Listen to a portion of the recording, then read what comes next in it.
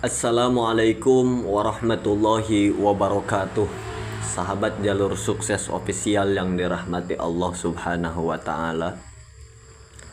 Pernahkah kita merasa bahwa rezeki terasa sangat sempit?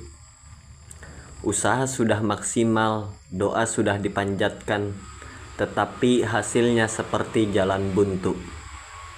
Jika pernah, maka jangan menyerah. Mungkin ada hal yang perlu kita lakukan, bukan hanya berdoa atau bekerja, tapi juga membuka pintu rezeki dengan amalan-amalan yang diajarkan oleh Rasulullah Sallallahu Alaihi Wasallam dan para ulama-ulama terdahulu. Untuk itu, marilah kita simak dan hayati bersama amalan-amalan penarik rezeki yang dapat membuka jalan kita menuju kehidupan yang lebih lapang, lebih berkah, dan lebih dekat dengan Allah Subhanahu wa Ta'ala. Rezeki bukan hanya harta, rezeki juga kesehatan, waktu luang, sahabat yang baik, keluarga yang mencintai kita, ilmu yang bermanfaat, dan hati yang tenang. Allah berfirman dalam surat Hud ayat 6, dan tidak ada satu makhluk melata pun di bumi melainkan Allah memberi rezekinya.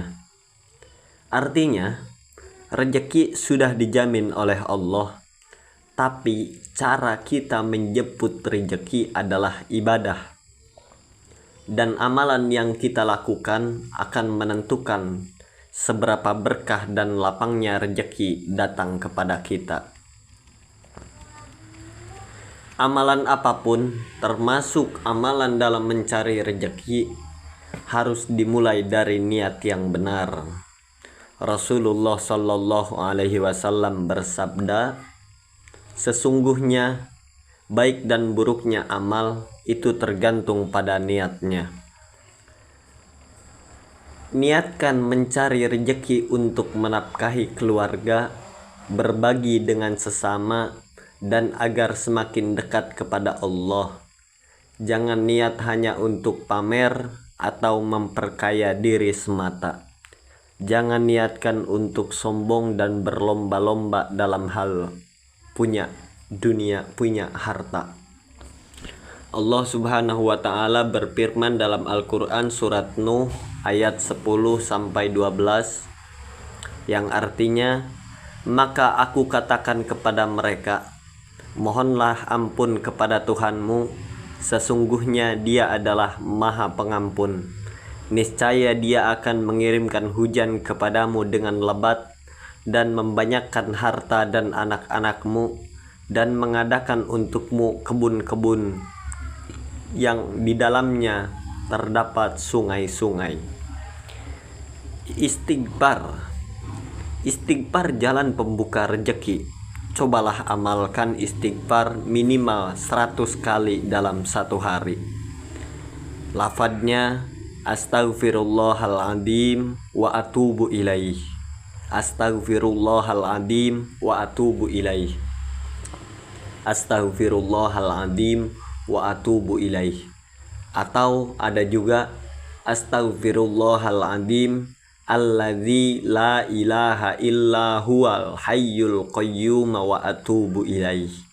Astaghfirullahaladzim alladzi la ilaha illa huwal hayyul qayyum wa atubu ilaih. Bacalah dengan hati yang penuh kesadaran akan dosa-dosa yang telah kita lakukan dan harapan untuk pengampunan. Yang selanjutnya yaitu sholat duha. Rasulullah Sallallahu Alaihi Wasallam bersabda, pada tiap-tiap pagi setiap sendi dari tubuh kalian harus dikeluarkan sedekahnya, dan 2 rakaat sholat duha dapat menggantikan itu semua. Hadis riwayat Muslim. Dalam riwayat lain ada hadis Rasulullah bersabda, barang siapa yang menjaga sholat duha, maka akan dicukupi kebutuhannya oleh Allah. Hadis riwayat Ahmad. Sholat duha adalah magnet rezeki. Waktunya yaitu mulai 15 menit setelah matahari terbit sampai sebelum masuk duhur. Cukup 2 rakaat, tapi lebih utama 4 atau 8 rakaat jika mampu. Yang kelima, amalan ketiga yaitu silaturahmi.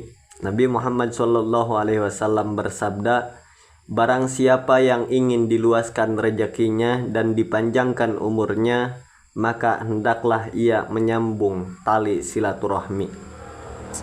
Silaturahmi maknanya bukan hanya bertamu secara langsung, tapi juga bisa lewat pesan, video call, atau menanyakan kabar. Perbaiki hubungan yang renggang, minta maaf jika perlu, karena kadang pintu rezeki tertutup karena hubungan yang rusak dengan sesama. Amalan keempat yaitu sedekah. Sedekah tidaklah mengurangi harta, bahkan menambah. Rasulullah SAW bersabda dalam hadis riwayat Muslim, harta tidak akan berkurang karena sedekah. Dan Allah berfirman dalam surat Al-Baqarah ayat 261, perumpamaan nafkah yang dikeluarkan oleh orang-orang yang menafkahkan, menyalurkan hartanya di jalan Allah adalah serupa dengan sebutir biji yang menumbuhkan 7 bulir. Sedekah bisa dalam bentuk uang, tenaga, ilmu, makanan, bahkan senyuman. Mulailah walau hanya 1.000 rupiah per hari. Konsistensi lebih penting daripada jumlah yang kita keluarkan. Istiqomah lebih penting daripada jumlah. Amalan kelima yaitu doa penarik rejeki. Beberapa doa yang dianjurkan Rasulullah untuk memohon rejeki antara lain yaitu doa Nabi Sulaiman dalam Al-Quran surat Shad ayat 35. Rabbi habli mulkan la yambaghi li ahadin min ba'di. Rabbi habli mulkan la yambaghi li ahadin min ba'di. Artinya, ya Tuhanku, berilah aku kerajaan yang tidak dimiliki siapapun sesudahku. Itu doa Nabi Sulaiman. Yang kedua, doa rejeki dari langit dan bumi. Allahumma inni as'aluka rizqan thayyiban wa ilman nafi'an wa amalan mutaqabbalan. Allahumma inni as'aluka rizqan thayyiban wa ilman nafi'an wa amalan mutaqabbalan. Yang ketiga, doa pagi hari yang diajarkan Rasulullah SAW. Allahumma inni as'aluka ilman nafi'an wa rizqan thayyiban wa amalan mutaqabbalan. Allahumma inni as'aluka ilman nafi'an wa rizqan thayyiban wa amalan mutaqabbala.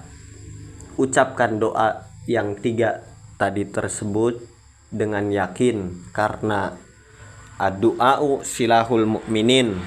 Doa adalah senjata orang-orang yang beriman.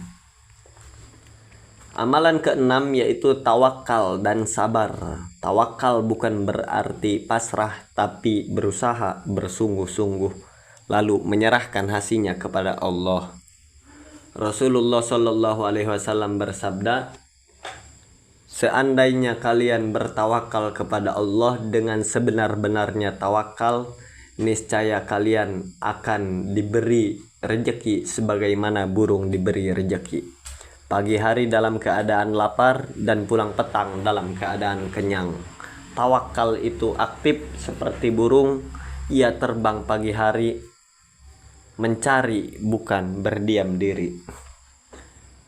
Bagian ke-9 yaitu kisah nyata inspirasi dari kehidupan.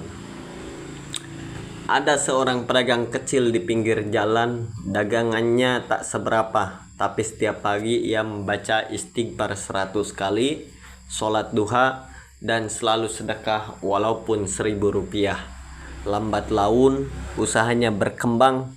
Kini ia punya toko sendiri. Saat ditanya rahasianya, ia hanya tersenyum dan berkata, "Saya cuma melakukan apa yang Rasul ajarkan."